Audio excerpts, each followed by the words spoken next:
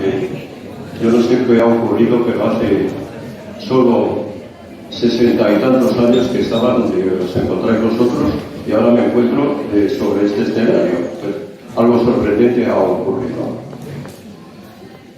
Sobre este escenario en el que cuando yo estaba en vuestras filas, cuando yo estaba ahí en estas butacas también veía las representaciones ahora de quienes nos acompañan y con los que yo he compartido algunos años, aunque lógicamente yo no he tenido el significado artístico que ellos han tenido. Por lo tanto, yo a ellos les he conocido, les he seguido, como especialmente a Emilio Gutiérrez Cava, porque Emilio Gutiérrez Cava formaba parte de los 8 alumnos en esos años en que las aulas eran de más de 40 alumnos, pero que en las aulas de letras, yo era alumno de letras, éramos 8 alumnos. Uno de esos 8 alumnos era Emilio Gutiérrez Cava, por lo tanto, pues muy unido con él. Pero bueno, se ha hablado y se ha dicho mucho acerca de don Antonio Ayora, de Don, porque para nosotros los profesores eran Don, e incluso cuando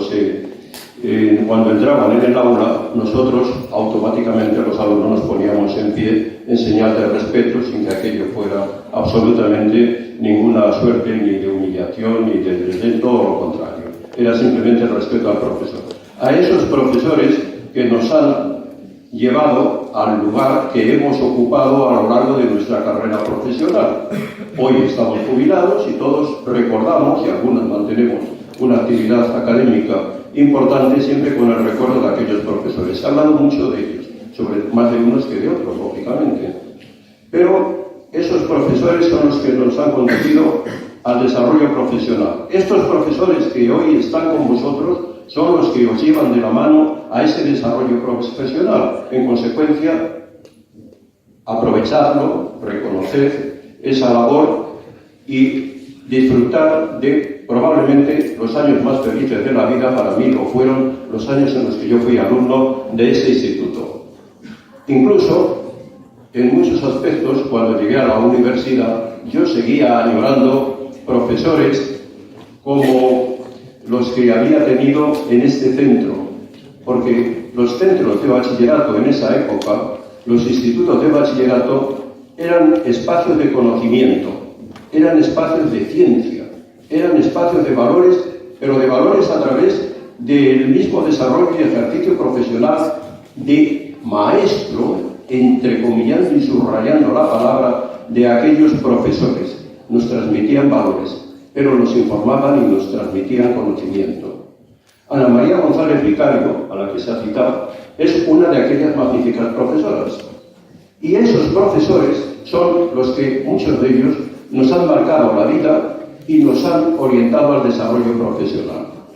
Yo fui alumno de letras, hice filosofía y letras, y lo hice muy influido precisamente por esa profesora Ana María González Vicario, pero no menos por parte de otros. Y en unos centros que en dictadura eran centros de libertad, eran centros de formación en valores democráticos.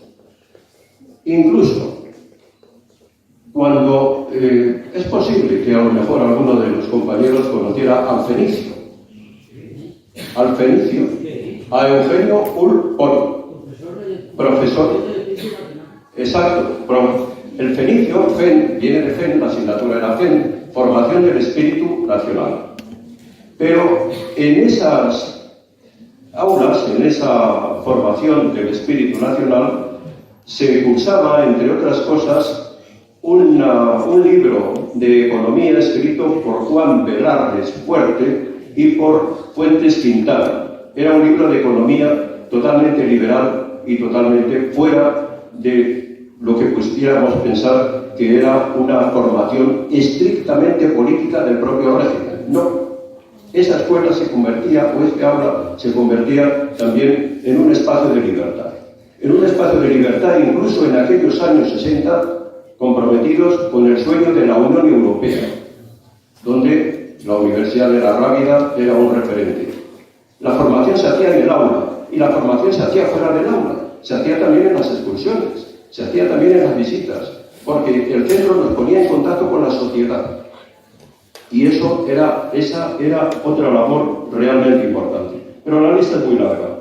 Anadón, en Ciencias Naturales, Manuela Gómez Juan, en Literatura, el profesor Jimeno, en Griego, el profesor Lasso, que era el director en ese momento, también de griego. Bueno, era un espacio realmente de formación, todo lo que se ha dicho de ciencia en los tiempos recientes, porque no digamos ya si nos remontamos a sus orígenes y si nos remontamos al nombre de tan personajes ilustres que han pasado por aquí, por este centro, que los conocéis todos, y que ha sido un referente también en la formación y en el conocimiento de nuestra historia de España. La historia de España no se puede entender sin el Instituto, sin lo que hoy es el Instituto de San Isidro, sin los estudios generales de San Isidro y sin lo que fue el Colegio Imperial.